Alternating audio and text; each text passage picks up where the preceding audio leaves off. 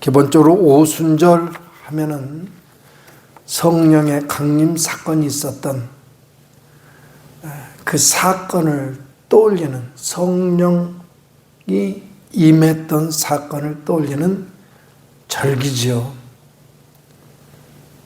그것은 바로 예루살렘에서 일어났던 것이고, 거기에서부터 점차 확대되어 나갈 때에 문득 우리가 놓쳐서는 안 될 게 있다 싶은 것이 뭐냐면, 최초의 주님의 사람들이 모였던 곳은 예루살렘이었습니다. 예루살렘을 떠나지 말고, 이 말씀에 의해서 보여줬다면 예루살렘 중심으로 첫 교회가 시작이 됐다고 봐야죠. 그리고 점차 이 교회가 확대되어져 갈 때에 그 자리에 무엇이 있었냐를 보면 좋습니다. 예루살렘의 교회가 주변 예루살렘과 유대와 사마리아와 땅끝까지 나아가게 되는데, 그 중간에 무엇이 있느냐면 예루살렘에 핍박이 있었습니다. 그래서 믿는 사람들은 그 핍박을 피해서 뿔뿔이 흩어졌죠. 그 중에 안디옥으로 간 사람들도 있었고 말이죠. 그리고 점차 그 윗부분으로도 갔고 유럽으로도 건너갔고 보면 오늘날에 이르게 된 것입니다. 그렇게 보면 에베소의 오순절이라고 하는 것은 복음이 점차 확대되어져 갈 때에 이렇게 한번 좀 제목을 바꿔도 좋을 내용이기도 합니다. 그래서 오늘 읽어드리는 말씀을 이렇게 들으셨으면 좋겠어요. 복음이 확대되어져 갈 때에 그곳에 가득 넘쳐나는 하나님의 사역의 증거들, 그래서 우리는 어떻게 이해할까 하는 것인데요. 제목이 참 강력한 언어를 구사해요. 교회가 살아나면 세상도 살아난다. 이런 제목입니다. 이 흑암의 시대에 찬란히 빛나는 사람이 필요합니다. 오순절날 사시는 하나님의 불꽃은 그 영광스러운 무리 가운데서 심령의 불꽃이 되었습니다. 교회는 다락방에서 진통하던 사람들과 함께 시작했습니다. 근데 그 교회가 부흥 가운데서 시작해서 의식 가운데서 마치고 있습니다. 지금은 그렇다는 거예요. 성령으로 시작해서 육체로 끝마치고 있습니다. 교회의 개척자는 뜨거운 사람들이었으나 하구인은 없었습니다. 그러나 오늘날 많은 사람들은 하구인은 갖고 있으나 뜨거움이 없습니다.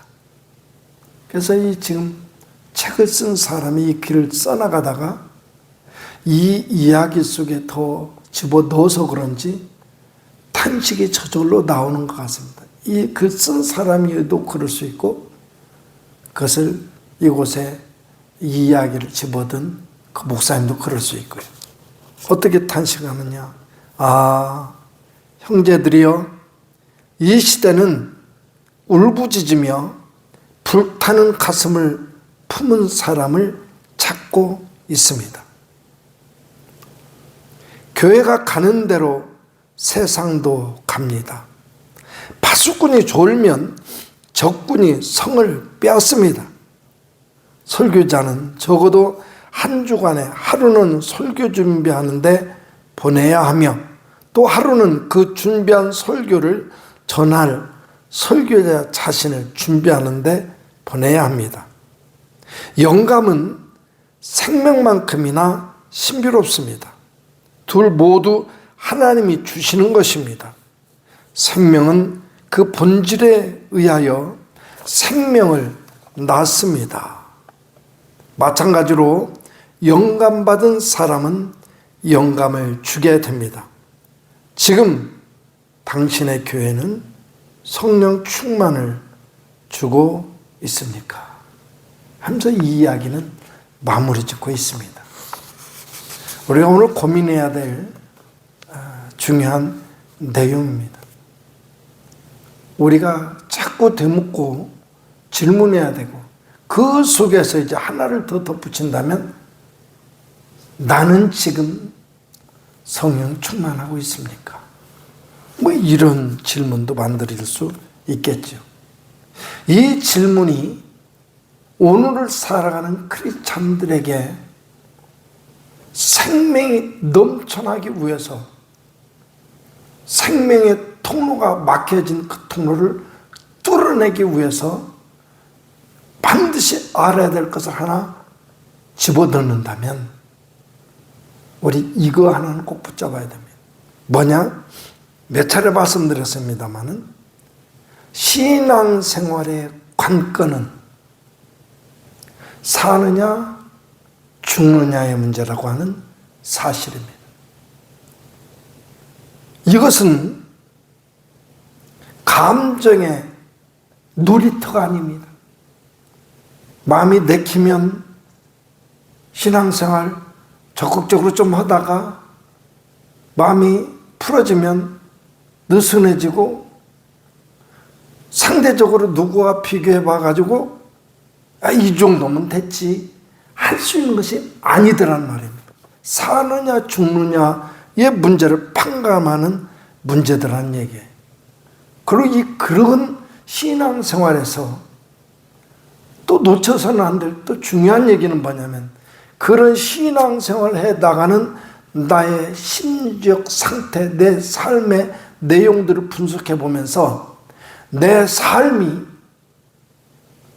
예수님 때문에 예수님으로 말미암아 이것이 된다면 그래도 이 영적 전쟁터에서 싸워서 승리할 수 있는 기반은 갖추고 있다라고 말할 수 있더라는 말이죠. 오늘 살아가면서 예수님 때문에 내가 이렇게 살았습니다. 예수님 때문에 내가 이 행동을 하게 됐습니다. 예수님 때문에 이거 된다면 그래도 이 영적인 싸움 아까 말했잖아요. 신앙의 열정도 사라져버리고 하나님을 향한 뜨거움도 사라져버리고 죽느냐 사느냐에 대한 감각도 사라져버린 이 시대에서 그래도 그리스도의 생명이 내 삶에 파고들어 비집고 파고 들어와서 나를 압도할 수 있는 그 통로가 조금이라도 확보될 수 있다는 얘기입니다. 예수님 때문에 예수님으로 말미암아 이거는 꼭 놓쳐서는 안 될 것입니다. 이런 생각 속에 살아가는 삶 이것을 어떻게 규정할 수 있느냐라고 할 때에 결국 내 스스로가 결심으로써 되는 것도 아니고 성령께서 나를 압도하사 나를 사로잡음으로 말미암아 성령 충만케 하심으로 내가 가질 수 있는 마음이기에 더욱더 안타깝기만 합니다. 성경을 보다 보면 이 사실이 얼마나 중요한고 하니 복음서 중심으로 쭉 보게 되면 사도행전까지 이어져 가지고요. 예수님을 만난 사람들이 수도 없이 등장을 합니다. 그 중에서 예수님을 만난 사람들은 하나같이 예수님의 말씀을 통해서 진리를 알고 싶어하는 사람이든 예수님의 말씀을 듣고 꼬투리를 잡으려고 하던 사람이든 할 것 없이 예수님에게서 말씀을 들은 그 모든 사람들이 공통적으로 경험했던 바가 있습니다. 뭐냐? 마음의 찔림을 받았더라. 마음의 찔림을 받은 겁니다. 그리고 그것이 좀 예전 한 발짝 내디뎌서 그 중에는 예수님을 사랑하게 된 사람들이 점점 생겨난 것이죠. 예수님을 사랑함으로 따르던 무리들이 생겨난 겁니다. 여전히 아직도 말 꼬투리를 잡아서 예수님을 넘어뜨리려고 하는 사람도 있었지만 말이에요. 그 예수님을 사랑하게 된 사람들은 어떻게 변화가 되냐면 예수님을 따르는 길에 먹을 거, 입을 거, 뭐 나오는 거 하나도 없어요. 우리 5,000명 먹인 오병이의 사건 통해서 알듯이 그들에게 뭐 나오는 게 없어요. 보장된 게 없어요. 그때 따르던 무리들은 공통된 게 뭐냐면 예수님의 입술에 선포되는 그 말씀 한마디 듣고 싶어서 끼니를 잊고 끼니도 잊고 예수님을 따랐습니다. 이들이 예수님을 사랑하는 사람의 약간 달라진 모습이죠. 거기서 한 발짝 내디뎌서 이제는 예수님이 그 사역을 잘 감당하고 나서 십자가에 매달려 죽으시고 다시 부활하셨습니다. 이 부활하신 예수님을 만난 사람들, 그들은 사뭇 그 모습이 달라지는데 어떻게 달라지느냐? 예수님의 입에서 선포되는 말씀에 확신을 가지고 그 당부의 말씀에서 내가 가질 수 있는 소망을 캐내고 그것 붙잡고 몸부림쳤던 사람들, 이게 부활하신 예수님을 만난 사람들입니다. 마지막에 가서 바로 그 오순절 사건을 통하여 성령을 경험한 사람들, 이 사람들은 어디까지 발전되느냐? 자기가 사는지 죽는지도 모르면서 지금 이 길을 가서 내가 살 수 있는 길인지 죽는 길인지 이익이 되는지 손해보는지 그게 가서 한도 없습니다. 그냥 예수님이라면 따르는 것이죠. 그 길 가다가 설사 죽음을 맞이해도 감사하면서 웃으면서 기뻐하면서 흔쾌히 받아들일 수 있는 그런 사람들이 되었다는 말이에요. 그 얘기를 어떻게 하느냐? 스데반 집사 얘기를 통해서 이 말을 하게 되는 것이죠. 우리가 꿈꾸고 나아가야 될 자리가 바로 이 자리라고 하는 사실입니다. 이쯤 되니까요, 한마디의 말씀이 떠올려서 제가 찾아서 적어놨습니다. 우리가 사는 이 삶의 환경들, 우리가 사는 이 땅에, 이 증산 땅의 수많은 인생들, 비 오면 풀포기도 급하게 자라나더라고. 그것도 금방 잘라줘야 되고, 이 풀포기 하나까지도 바로 이 사람이 드러날 수 있기를, 이 하나님의 사람이 등장하기를 소망하면서 말할 수 없는 탄식으로 하나님을 부르더란 말이죠. 그 얘기가 로마서 8장 19절에 있습니다. 피조물에 고대하는 바는 하나님의 아들들에 나타나는 것이니, 하나님의 아들들에 피조물이 고대하는 것도요, 하나님의 자녀, 하나님의 사람들의 등장을 고대하더라는 것입니다. 우리가 어떻게 살아야 될지 한 손에 꼭 쥐어지는 것만 같아요. 피조물이 허무한데 굴복하는 것은 자기 뜻이 아니요 오직 굴복케 하시는 이로 말미암음이라. 그 바라는 것은 피조물도 썩어짐의 종로를 탄 데서 해방되어 하나님의 자녀들의 영광의 자유에 이르는 것이니라.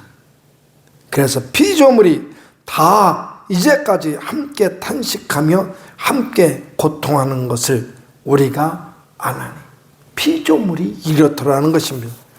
무엇? 하나님의 사람이 등장하는 것을 고대하고 있더라 하는 것입니다.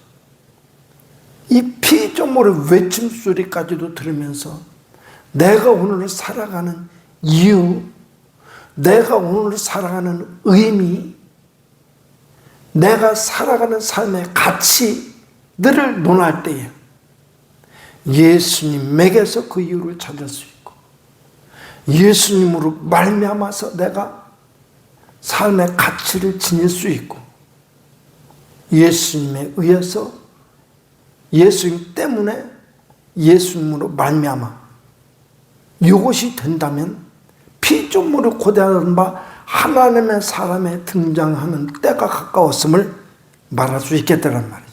그래서 저는 우리 정상교 모든 성도들이 우리가 모두가 다 다른 건 몰라도 이 신앙의 열정의 소유자가 됐으면 좋겠다.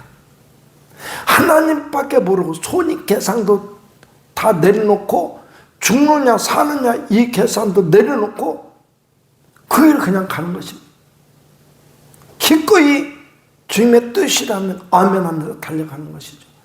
이게 죽는지 사는 길도 몰라요. 그 일을 갔던 것은 믿음의 선진들 모두가 갔던 길에서 깨달으면서 오늘도 그 꿈 우리가 같이 공유했으면 좋겠습니다. 그런 마음을 가지고 본문을 향해서 집중해 들어갑니다. 에베소에서 오늘 본문 말씀에 배경이 되는 말씀이 툭 던져지는 그 장소적인 그곳은 어디냐면 에베소였던 것이죠. 에베소에서 바울은 여기 어떤 제자들을 하는데 이름은 안 밝히는 것이죠. 그러니까 그 제자들을 만났습니다. 바울은 그들 향해서 어떤 질문을 하고 있습니까? 오늘 우리에게 하나님이 이것만큼 너희가 어떠냐 하고 대답을 한번 듣고 싶다 하는 듯이 물을 수 있는 질문으로 받아들이면 좋습니다. 그리고 그때 그들의 대답은 무엇이었습니까? 라는 건데요. 1절과 2절 봤더니 아볼로가 고린도에 있을 때에 바울이 윗지방으로 다녀 에베소에 와서 어떤 제자들을 만나 말하는데 이르되 묻습니다. 너희가 믿을 때에 성령을 받았느냐? 중요한 관건입니다. 저는 그렇게 생각해요. 이게 정답은 아닐 수도 있지만 마음속에 둘 필요는 있다 싶은 것이 뭐냐면 우리가 천국과 지옥 얘기는 수도 없이 알지 않습니까?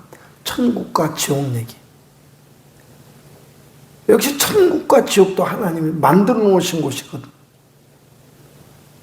천국은 이해가 됩니다. 근데 지옥을 왜 만들어 놨어요? 우리가 오늘 살아가도록 우리가 겁나게 왜 지옥을 만들어 놓고 그러시는지 그런 논방 해보셨습니까? 저는 그 숙제였을 때가 있었습니다. 이게 도대체 이게 뭐냐면 지옥은 하나님 왜 만들어 놓으시고 근데 이렇게 오기까지 말씀을 묵상하면서 하나님의 사실 앞에 집중하다 보니까 하나님이 지옥을 만들어 놓은 이유가 그 원수 대적들을 집어쳐 넣으려고 만들어 놓은 쓰레기통이더란 말이죠. 쓰레기통. 원수 대적 마귀 사탄의 세계. 왜? 하나님이 하신 일을 방해놓고 하나님의 영광을 훼손시키고 그러니까 하나님 그걸 해결해야 될 거 아닙니까? 그래서 그것을 싸잡아서 집어쳐 넣으려고 저걸 만든 거예요. 그럼 우리 사람들에게는 전혀 상관은 없는 것은 아니야. 왜? 이 세상 사는 동안에 하나님 말씀에 사로잡혀 말씀대로 살아가는 사람, 예수님 때문에 예수님으로 말미암아 그런 사람이야 상관없지만 그렇지를 못하고 모양새만 크리스찬이면서 속에는 전혀 크리스찬이 아닌 곧 그리스도인이 아닌 하나님의 사람이 아닌 하나님이 받아주실 만한 사람이 못 되는 그런 사람들. 그래서 신앙생활 하더라도 거기서 나오는 것은 죄악의 덩어리들만 나오더란 말이죠. 죄악은 누구의 것입니까? 사탄의 세력의 것이에요. 사탄. 그러니까 그런 신앙생활을 하게 되면 사탄은 노예밖에 안 되는 겁니다. 사탄이 움직이는 대로 이리 끌려가고 저리 끌려가고 저리 끌려가고.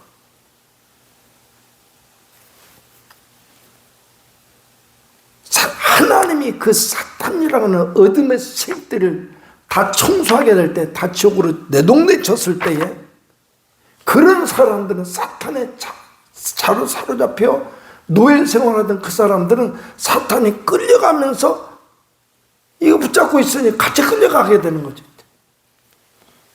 그래서 가게 되는 거예요. 그래서 성령 충만이라고 하는 것은 뭐냐? 하나님의 영에 사로잡힌 사람, 사로잡힌 삶을 말한 하나님의 영으로 사로잡힌 사람들은 우리 주님 다시 오실 때에 하나님의 영은 하나님 하나로 지금도 결합되어 있지만 멸망당할 수가 없는 거잖아요. 그것처럼 성령 충만한 사람 멸망당하고 싶어도 당할 수가 없어요. 그래서 성령 충만이 중요하다고 하는 사실입니다. 에베소의 제자들을 향한 바울의 두 번째 질문은 무엇이었습니까? 그리고 에베소 제자들의 대답은 무엇이었습니까? 라고 하는 것인데 3절 말씀을 봤더니요, 바울이 이르되 그러면 너희가 무슨 세례를 받았느냐? 무슨 세례를 받았느냐 할 때에 대답하되 요한의 세례니라. 성령 세례를 말하기 위한 질문이 되겠지요. 우리가 받은 세례는 뭡니까? 교회에서 집행되는 성례전의 세례를 통해서 무슨 세례를 받는 것입니까? 나는 아무개 목사님으로서 성령 세례를 받았다. 어느 교회에서 세례를 받았다. 뭐 이런 거면 그것도 참 추억이 되긴 하더라고요. 근데 성경은 그게 중요한 것이 아니라고 하는 것입니다. 요한의 세례로라. 지금 우리가 일반적으로 말하는 그 얘기를 지금 에베소의 교인들은 제자들은 하고 있습니다. 그 에베소의 제자들을 향해서 바울은 본격적으로 가르침을 주는데 어떤 가르침이었냐면 4절 말씀으로 봤더니 바울이 이르되 요한이, 여기 요한은 세례 요한입니다. 회개의 세례를 베풀며 백성에게 말하되 내 뒤에 오시는 이를 믿으라 하였으니 이는 곧 예수다. 곧 너희들이 요한으로 세례 요한으로부터 세례를 받았다고 하는데 그가 세례를 베풀면서 한 이야기를 들으라는 거예요. 기억해라 이것입니다. 그때 그가 한 말 중에 내 뒤에 오신 이를 믿으라 한 말이 있는데 너희들이 그 사람을 선지자로 여기고 그를 통해 세례를 받았다고 한다면 그 말도 놓치지 말아야 되는데 그가 누구냐? 예수라고 합니다. 제대로 된 가르침을 하고 있습니다. 항상 교회에서도 마찬가지고 설교를 통해서 선포되어야 되는 것은 예수님, 신앙의 올바른 길이어야 되겠죠. 그것이 아니고서는 취미생활이요. 어떤 이들은 흔히 그래요. 교회를 수십 년 다녀도 교회 다니면 좋아. 그 위로가 되기도 하고 용기를 낼 수 있고 그게 아니에요. 이건 사느냐 죽느냐의 문제라고요. 지금 신앙생활의 문제가 사느냐 죽느냐의 문제라고. 잊지 마셔요. 진짜. 바울이 전하고자 했던 것이 뭐냐 할 때 바로 그 예수였다고 하는 사실. 그 예수는 시대를 뛰어넘어서 동서고금을 막론하고 기독교 신앙의 핵심이요. 그럴 만큼 처음과 끝입니다. 예수님이 빠져버리면 그것은 빈 껍데기요 생명이 없다고 하는 것 알아야만 될 것입니다. 다음 네 번째, 바울의 권면을 들은 에베소의 제자들의 반응은 무엇이었습니까? 지난주에 즉각적인 순종에 대한 얘기를 주일날인가 했는데요. 여기도 5절에 봤더니 그들이 듣고 주 예수의 이름으로 세례를 받으니, 즉각적인 행동의 태도가 나타나더라고요. 5번째, 에베소의 제자들이 예수의 이름으로 세례를 받을 때 바울이 그들을 안수하였습니다.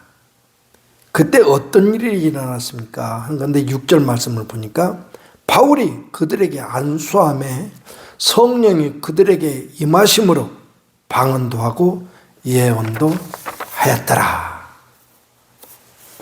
오늘 우리 증산교회가 그런 신앙의 공동체가 될 수 있기를 주의 이름으로 축복합니다. 더더군다나 우리 모두가 다 그 주인공으로 사용되기를 주님의 이름으로 축복합니다. 그래서 이 이야기를 붙들고 이제는 내 자신을 향해서 적용시켜 나가 봅니다. 나는 성령에 대해서 어느 정도 알고 있습니까? 그렇다면 나는 그 성령님에 대해서 어느 정도 알고 있습니까? 나의 주변에 성령에 대해서 모르는 사람은 없을까요? 또는 우리 교회에 성령에 대해서 모르는 사람이 혹시 있지는 않을까? 질문을 갖게 됩니다. 그럴 때에 나는 성령에 대해서 어느 정도 알고 있느냐라는 질문 앞에서 이렇게 한번 점검해 보시길 바랍니다. 성령이 임하셨을 때에 맨 처음 사람마다 달라지는 삶의 태도의 변화가 있기 시작한 그 자리에 가서 봤더니 하나님의 영이잖아요. 하나님의 영이 함께 하시는 신앙으로 그리스도인으로 되어져 가는 과정에 맨 첫 자리에 뭐가 있느냐면 하나님께 대한 관심이 있더라고요. 하나님 알고 싶어지고 하나님 만나고 싶어지고 하나님 느끼고 싶어지고,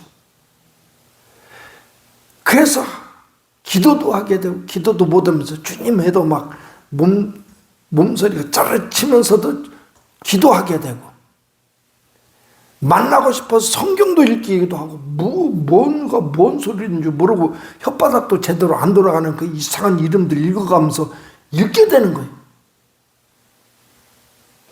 이게 성령의 역사하심의 증거입니다. 예. 그리고 발전해가지고 지금 아까 말씀드렸다시피 그렇게 예수님을 만난 사람들 이제 점점 예수님이 좋아지고 예수님을 사랑하게 되더라. 성령의 역사하시는 과정이 그렇더란 말입니다. 그냥 하루 사이에 팍 일어날 수도 있고 시간을 두고 천천히 일어날 수도 있고, 그러나 분명한 것은 관심이 생겨나고 그분이 좋아지기 시작하고 사랑하게 되고 이렇더란. 그 다음에 그렇게 정도 되면 이제는 신앙생활을 통해서 심지어 전혀 엉뚱한 통로를 통해서라도 하나님은 그분을 알게 하시더라. 느끼게 하시고. 그래서 어떤 분들 예전에 태백에 있을 때인데 연합성회 때 오신 강사님이 그래요. 자기가 은혜를 받고 보니까 세상이 달라지더래요. 길거리 가는데 새들이 짹짹거리는 소리, 짹짹거리는 풀벌레 소리들도 나한테 인사하는 소리 들려주고, 아무개야 어디 가니? 말 걸어오는 소리도 들려주고, 풀 한 포기도 그냥 저놈 풀포기는 왜 이렇게 죽지도 않고 잘 커? 이게 아니라 산들한들 흔들리는 이름 모를 풀포기의 움직임에서도 생명력이 느껴지기도 하고, 하나님 그렇게 사인을 남겨두셔서 그의 피조물을 통해서 사인을 남겨서 하나님을 알게 하시더라고요. 하나님을 알게 되는 것입니다. 그리고 그 마음이 점점 커져가기 시작하면서 내 삶의 전부를 하나님께 드려진 바 되었을 때에 하나님을 본격적으로 인정하기 시작하더라. 어디까지? 지금껏 내가 산 것 아니에요. 내 안에 그리스도께서 사신 것이다. 내가 예수님을 주님이라고 부르기 이전에, 하나님을 부르기 이전부터, 하나님께 전혀 상관없이 살던 그때부터 하나님 나를 보셨고, 나를 지키시고 보호하셨고 이끄셨고, 그래서 이 자리까지 섰다 하는 고백이 나오더란 말입니다. 이 역사를 누가 하느냐? 성령께서 주장하셔서 이끌어 가시더라. 그리고 마침내 그는 신앙적인 변화는 입술을 통해서 고백하게 되더라. 그분이 나의 주님이시라고, 내 삶의 순간순간마다 이렇게 역사하셨노라고. 그러니 신앙생활을 오래 했어도 주님을 자랑할 수 있는 일에 유구무원이면 그게 불행한 일입니다. 다른 건 몰라도 주님을 자랑하는 일에는 둘째가라면 서러울 수 있는, 저는 우리 증산교회 교인들이 그렇게 됐으면 좋겠습니다. 반듯 하나님을 향한 자랑거리 가지고 기쁨으로 주님 따라가는 소중한 성도들 다 되기를 주의 이름으로 축복합니다. 이게 성령이 하시는 일이더라. 오늘 이것을 보면서 오늘 우리는 어느 자리에 있는가 한번 재보면 하나님과 나와의 거리감은 금방 찾아질 수 있을 것입니다. 나는 언제 성령을 받았습니까? 또는 나는 지금 어느 정도의 자리에 있습니까? 그래서 이렇게 다음 질문을 해놓고 있습니다. 그러면서 여기 이런 얘기는 나눠야 되겠다 싶어서 적어놓은 것이 뭐냐면, 내가 신앙의 온전한 자리, 이 자리에 지금 이르지 못했다면 그 이르지 못한 만큼 거리감을 만들어 놓은 것은 무엇이었던가 생각해 보면 그건 죄의 세력의 농간이요, 그만큼 나는 신앙생활을 해오면서 사탄의 세력의 농간 속에 하나님과의 관계를 방해받은 겁니다. 우리가 신앙생활을 하면서 인생 살아가면서 진짜 분통 터지고 억울하게 느껴야 될 것은 이것이라, 사탄의 농간 앞에 내가 속았다고 하는 사실을 생각해 보면서 분통 터져야 되겠다라고 하는 것입니다. 다음 질문요. 나는 세례를 받음으로 죄 사함을 받았습니까? 나는 세례를 받음으로 예수님과 연합했습니까? 나는 세례를 받음으로 예수 충만합니까?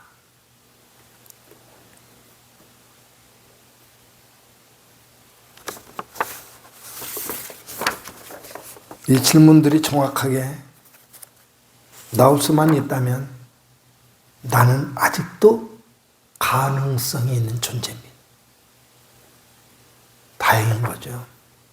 이런 질문들에 대해서 내 속에 대답이 나올 수 없다면 하나님과 나의 관계는 견적조차도 낼 수 없는 파괴된 관계다. 두려운 일이잖아요. 두려운 마음으로 하는 관계를 점검해 볼 필요가 있습니다. 그런 사람에게 이 이야기는 한번 정신 바짝 차리게 하는 이야기인데 한번 들어보시길 바랍니다. 부흥이란 뭐냐 이거예요. 부흥이란 시체가 될 뻔한 몸속에 성령이 들어오는 것이다 하면서 얘기 진행됩니다. 오늘날의 크리스찬들 가운데에는 영적으로 최하위에 있으면서 교회 출석은 최고 위에 있을 수 있습니다. 이 무시무시한 현상은 세상은 어둠 속에서 잠자고 있고 교회는 빛 가운데에서 잠자고 있는 것을 말합니다. 죽은 설교가 용서받을 수 없는 것이라면 죽은 기도는 더욱 그렇습니다. 예배에 있어서 죽어짐의 등급이 매겨진다면 나는 우리 교회는 어떤 등급일까요? 이 마지막 때의 비극은 너무도 많은 죽은 사람들이 강단에서 너무도 많은 죽은 사람들에게 너무도 많은 죽은 설교를 하고 있다는 것입니다. 이 얼마나 무서운 일입니까? 내가 헤아려서 본 바 중에 이상한 일이 있는데 그것은 기름 부음이 없는 설교가 진행되고 있다는 것입니다. 기름 부음이란 무엇입니까?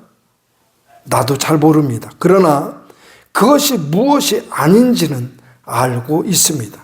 적어도 내 영혼에 그것이 없을 때를 나는 압니다. 기름 부음이 없는 설교는 생명을 주는 대신 죽일 뿐입니다. 두렵고 떨리는 마음으로 읽었습니다. 우리가 두렵고 떨리는 마음으로 이 사실, 이 말씀을 붙잡고 오늘도 하나님이 나를 보시면서 이 말씀 꼭 하고 싶어서 찾아오셨다라고 인정하기까지 말씀이 나를 다스릴 수 있도록 이 이야기 속에, 말씀 속에 나를 내어주시는 그런 일이 필요할 겁니다. 그 사건의 현장이 바로 오순절, 에베소의 오순절이라면 이 증산 땅의 오순절이 될 것입니다. 우리 증산교회 오순절이 빨리 찾아볼 수 있었으면 좋겠습니다. 어쩌면 그 일이 우리 장로님 권사님들 통해서 시작될지도 모릅니다. 마음껏 하나님의 사실 앞에